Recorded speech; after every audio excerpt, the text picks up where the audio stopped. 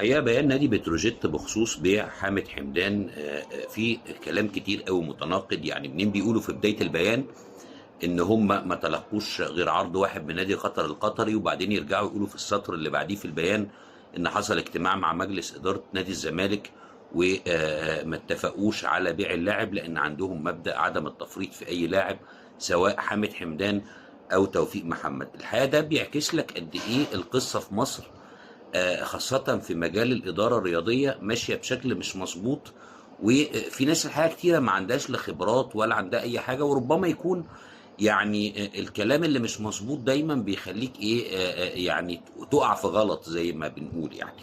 يعني كنت اتمنى ان بتروجيت انت مش محتاج تطلع مبررات على فكره، ومش محتاج تقول للناس حاجه.